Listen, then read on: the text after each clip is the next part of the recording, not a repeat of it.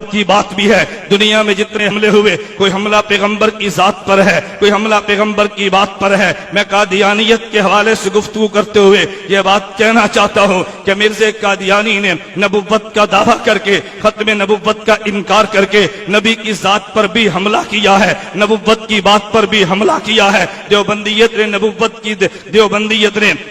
کی ذات اور بات کا دفاع کرتے ہوئے مرزا قادیانی کی ذات کو بھی زیر باس لائے ہیں, مرزا قادیانی کی بات کو بھی زیر باس لائے ہیں. میں سے ایک سوال کا جواب دینا وکیلانہ طرز پہ ضروری سمجھتا ہوں. جب ہمارے علماء حق نے مرزا قادیانی کی ذات پر بحث کی ہے, جب بے ایمان شراب پیتا تھا, بے ایمان زنا کرتا تھا, بے ایمان خلوت میں نامحرم عورتوں سے اپنی ٹانگیں دباتا تھا, دن میں 100 بار پیشاب کرتا تھا, بے ایمان انگریز کا ٹوٹ ایجنٹ تھا. بہت سارے لوگوں نے جن کے دل میں دین کا درد تھا مگر دین کا علم نہیں تھا, وہ کہنے لگے مولویت کو مرزا کی ذات پر اعتراض نہیں کرنا چاہیے, مرزا کی بات پر اعتراض کرو. ذاتیات پہ تنقید کرنا انسانیت کو زیب نہیں دیتا. مولانا محمد علی جلندری نے دیوبندیت کی طرف سے بات کرتے فرمایا مرزا قادیانیت نے مولویت کا دعویٰ نہیں کیا, اس نے نبوت کا دعویٰ کیا ہے. مولویت کی بات کو ماننا ضروری ہے, مولویت کی ذات کو ماننا ضروری نہیں ہے. جو نبوت کا دعویٰ کرتا ہے پہلے اس کی ذات ہے پھر اس کی بات ہے. اور دلیل کے دور میں نبوت کا پہلا خطبہ پیش کیا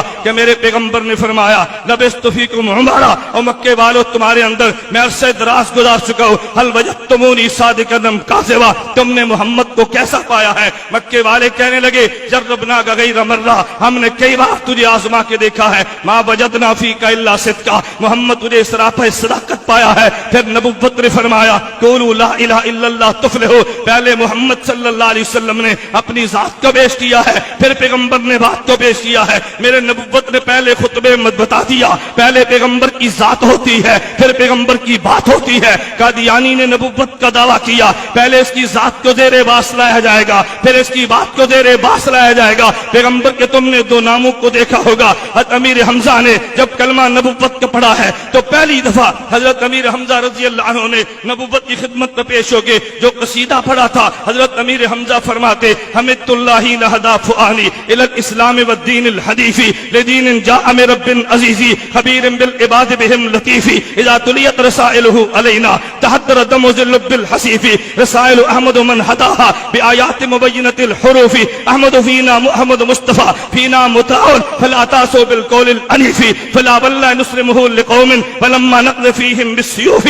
حمزہ نے دو لفظ فرمائے, ایک لفظ مصطفیٰ تھا ایک لفظ مطاع تھا. مصطفیٰ پیغمبر کی ذات کو کہتے ہیں, مطاع پیغمبر کی بات کو کہتے ہیں. اللہ نبوت کے لیے پیغمبر کی ذات کو چنتا ہے, بات کو حجت قرار دے دیتا ہے. قادیانی تو نے نبوت کا دعویٰ کیا, پہلے تیری ذات دیکھے گیا کہ سر پہ تاج نبوت کو سجایا جا بھی سکتا ہے یا نہیں, پھر تیری بات کو دیکھیں گے. میں اس کو یوں کہتا ہوں, حضرت مولانا ضیاء القاسمی خطیب یورپ ایشیا نے اس بات کو یوں سمجھایا, فرمایا تم نے کبھی دیکھا ہے اگر ٹرک کسی سڑک پہ چڑھے تو پولیس والے یہ نہیں دیکھتے ٹرک کی رفتار کیسی ہے, یہ نہیں دیکھتے ٹرک چلتا کیسے ہے, پہلے ٹرک کو دیکھتے ہیں اس کی لائٹ بھی ہے یا نہیں, یہ چل سکتا بھی ہے یا نہیں. اگر لائٹ موجود نہ ہو پولیس والا چلان کرتا ہے, یہ ٹرک چلنے کے قابل نہیں ہے. ہم نے قادیانی کو دیکھا ہے اس بھی لائٹ بھی نہیں تھی. دیوبندیت نے کہا یہ تو نبوت کی سڑک پہ تو نے کیا چلنا تھا, اگر سب کے چلنے والا ٹرک ہو اسے قبول نہیں کرتے. اس اندھے بے ایمان شخص کو نبوت کے لیے کیسے چنا جا سکتا ہے. میں بتا یہ رہا تھا ایک ذات نبوت ہے ایک بات نبوت ہے. قادیانیت نے ذات نبوت پہ بھی حملہ کیا ہے, بات نبوت پر بھی حملہ کیا ہے. میں دیوبندیت کے کس کے سرتاج کا نام لوں گا, حاجی امداد اللہ مہاجر مکی کو دیکھ لے, بانی دیوبند مولانا قاسم ننوتوی کو دیکھ لے, دیوبند کے سرپرست اول مولانا رشید احمد گنگوہی کو دیکھ لے, شیخ العرب والعجب حسین احمد مدنی کو دیکھ لے, حکیم الامت مولانا اشرف علی تھانوی کو دیکھ لے, المحدث عظیم علامہ انور شاہ کشمیری کو دیکھ لے. میں کہ تو نیچے چلتا رئیس المناظرین حجت اللہ فی الارض مولانا محمد امین اکاڑی کو دیکھ لے, علامہ علی شیر حیدری کو دیکھ لے, علامہ حق نواز شہید کو دیکھ کے یہ جتنے علماء وہ تھے جو پیغمبر کی ذات کا بھی دفاع کرتے تھے, پیغمبر کی بات کا بھی دفاع کرتے تھے. میں نہایت اجلت کے ساتھ اور سرعت کے ساتھ سمیٹتے ہوئے بات کہنا چاہتا ہوں. سفیر ختم نبوت مولانا منظور احمد چنیوٹی نے ختم نبوت کا دفاع کر کے نبوت کی ذات کی جنگ بھی لڑی ہے, نبوت کی بات کی جنگ بھی لڑی ہے, اور اس جنگ لڑنے کے لیے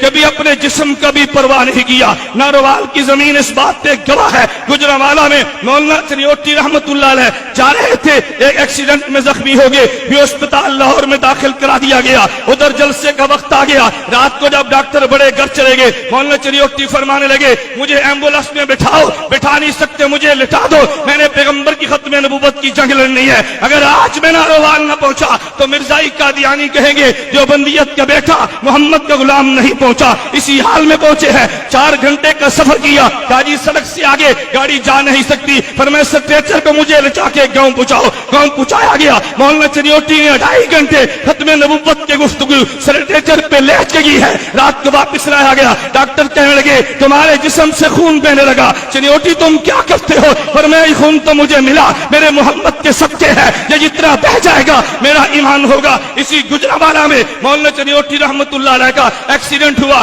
چشتیہ میں جانا تھا, ڈرائیور بھی زخمی ہے. مولانا وہیں سے گاڑی پر بیٹھے زخمی وجود کے ساتھ خون آلودہ کپڑوں کے ساتھ وہاں چشتیہ میں پہنچے. مولانا اس حال میں پہنچے ہو؟ فرمایا جی ہاں, میرے پیغمبر کی ختم نبوت کا مسئلہ تھا. کبھی مولانا گھر میں گئے ہیں تو مولانا کی والدہ کہنے لگی منظور احمد میرے دل کو تو دیکھو, ہر روز پولیس پہرا, ہر روز چھاپے پڑتے ہیں, جب تک میں زندہ ہوں کوئی تھوڑی سی نرمی کر لو, جب میں دنیا سے چلی جاؤں گی پھر شدت اختیار کرنا. مولانا چنیوٹی فرمان لگے نہیں ماں تو نے وہ مائی نہیں دیکھی جو بیٹوں کو رخصت کرا کرتی تھی, اگر تو نے دل چھوٹا کر لیا چنیوٹی جنگ کیسے لڑے گا؟ وہ جملے نے ماں کے دل کی کایا پلٹ دی. کہا بیٹا تو ختم نبوت کی جنگ لڑ, میں ماں بن کے تیرے سر پہ ہاتھ رکھا کروں گی. ایک شخص نے مولانا چنیوٹی کے بارے میں کتاب چھپ چکی ہے, میں یہ بات بتا رہا تھا, اگر سامنے میں جنرل یا خان آیا ہے ماشاءاللہ لگا تھا مولانا چنیوٹی گفتگو کر رہے تھے اور دیوبندیت کی تاریخ کو دوہرا رہے تھے. ایک جرنیل نے کہا منظور احمد تمہیں پتا ہے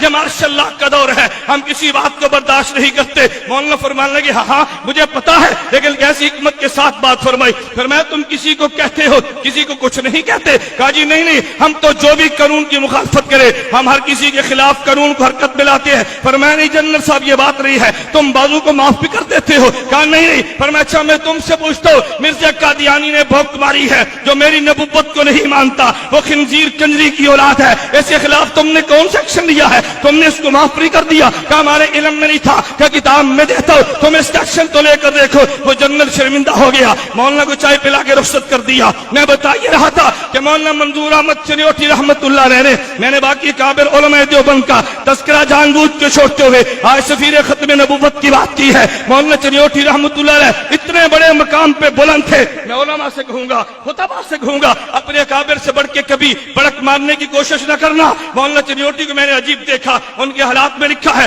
ایک شخص کہنے لگا حضرت مجھے آپ یہ تو ارشاد فرمائیں, آپ کے اکابر اتنی مشقتیں برداشت نہیں کرتے تھے, اتنی شدت سے جنگ نہیں لڑتے تھے, وہ تو بہت نرمی بھی کر لیتے تھے. آپ کے استاذ کا نام لیا, فلاں استاد اتنا سخت نہیں تھا جتنے آپ سخت ہیں. مولانا چنیوٹی نے یہ نہیں فرمایا میرے استاد میں غیرت نہیں تھی, اس میں دلیل نہیں تھی. نانا فرمانے لگے میرے استاد نے بھی شریعت عمل کیا, ایک عمل رخصت کا ہے, ایک عظیمت کا ہے, میں نے عظیمت کو لے لیا, استاد نے رخصت کو لے لیا. میرا استاد بھی ٹھیک ہے, میں بھی ٹھیک. توجہ, نعرے چھوڑو, بیٹھ جاؤ, نعرے چھوڑو, توجہ. میں گزارش کر رہا تھا کہ مولانا چنیوٹی رحمت اللہ علیہ کو دیکھ تاریخ بھی چلائی ہے اور اپنے کابر کے انداز کو چھوڑا بھی نہیں ہے. میرے دوستوں میں ایک بات کہنا چاہتا ہوں, میں نے کہا میں کسی پہ تنقید نہیں کرتا, مجھے مسلک بیان کرنے کا تو حق ہے نا. فتح مبالہ کے عنوان پہ بات چل رہی تھی, آپ اس کتاب کو دیکھیں. مولانا کے سوانے پہ مولانا محمد مشتاق دامت برکاتہم نے بڑی مفصل کتاب تحریر فرمائی ہے. فضیلت الشیخ مولانا عبدالحفیظ مکی دامت برکاتہم, مولانا الیاس چنوٹی دامت برکاتہم, ان حضرات کے فرمانے پہ لکھی ہے. مجھے بڑا تعجب ہوا. توجہ کرنا, فتح مبالہ تھا, ڈی سی جنگ نے دفعہ 144 لگا دی.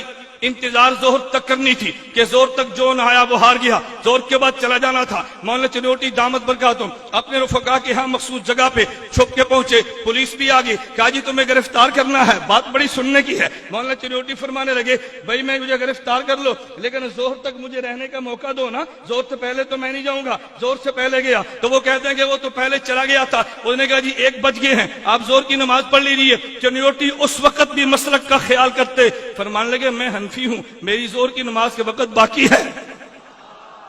میں حنفی ہوں, مجھے کوئی جلدی نہیں ہے, میری زور کی نماز کے وقت باقی ہے. اس موقع پر مسلک کو پھر بھی نہیں چھوڑا. 2 بج گئے, فرمایا ٹھیک ہے اب ظہر کی نماز پڑھتا ہوں. پھر مولانا چنیوٹی وہاں سے روانہ ہوئے. میں نے اختصار سے بات سمجھائی ہے. ایک میرے پیغمبر کی ذات ہے, ایک میرے پیغمبر کی بات ہے. ہم ذات پیغمبر بھی ایمان مانتے ہیں, بات پیغمبر بھی ایمان مانتے ہیں. نبوت کی ذات پہ اعتراض کرے تب بھی بے ایمان ہے, نبوت کی بات پر اعتراض کرے تب بھی بے ایمان ہے. علماء دیوبند نے پیغمبر کی ذات کا بھی دفاع کیا ہے, پیغمبر کی بات کا بھی دفاع کیا ہے. اور فتنہ قادیانیت نے نبوت کی ذات پر بھی حملہ کیا, نبوت کی بات پر بھی حملہ کیا. میں نے عرض کیا, میں مضمون سمیٹتے ہوئے کہہ رہا تھا, میری بات پہ توجہ رکھنا.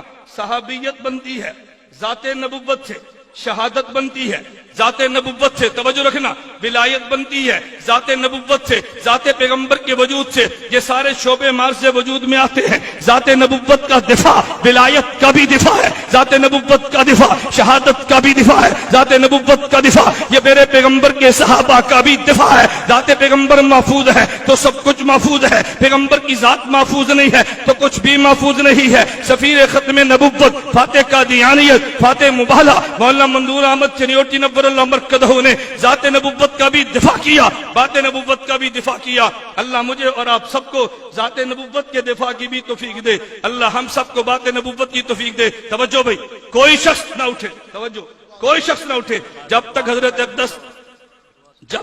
اقدس دعا نہ فرمائے. کوئی بندہ نہ اٹھے. دشمن کو یہ میسج مت دو اپنے اکابر کو نہیں مانتے, ہم اپنے اکابر کی جوتیوں کے غلام ہیں. جب تک نہ فرمائے کوئی نہیں اٹھے گا. وعدہ ہے بھائی؟ سب تشریف رکھو.